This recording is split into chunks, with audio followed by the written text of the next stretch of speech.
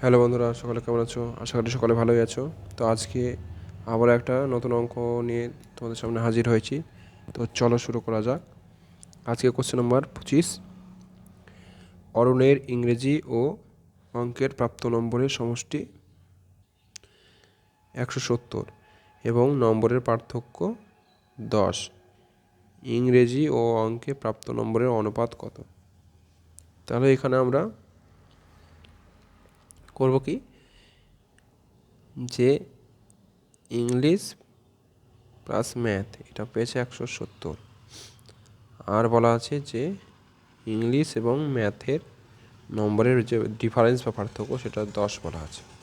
এখান থেকে আমরা ইংলিশ আর ম্যাথের নম্বর বের করে অনুপাত করে দিলেই হয়ে গেল।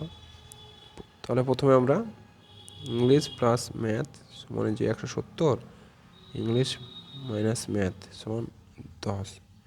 এখান থেকে আমরা প্রথমে ইংলিশ আর ম্যাথের নম্বরটা বের করে নেব। এটা যোগ করলে কেটে গেল, তাহলে 2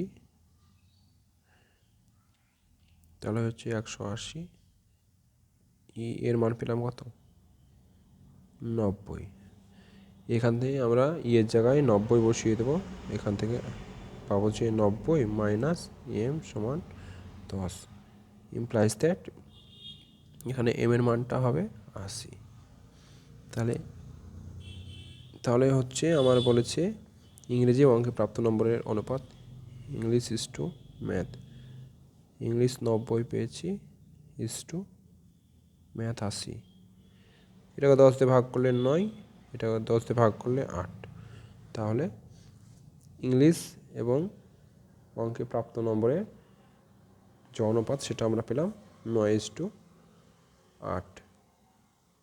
তো ভিডিওটি ভালো লেগে থাকলে লাইক, কমেন্ট, শেয়ার করো। আর যারা এখনও চ্যানেলটি সাবস্ক্রাইব করেনি, চ্যানেলটি সাবস্ক্রাইব করে পাশে থেকো। কথা হবে পরের ভিডিওতে। আজ এই পর্যন্ত।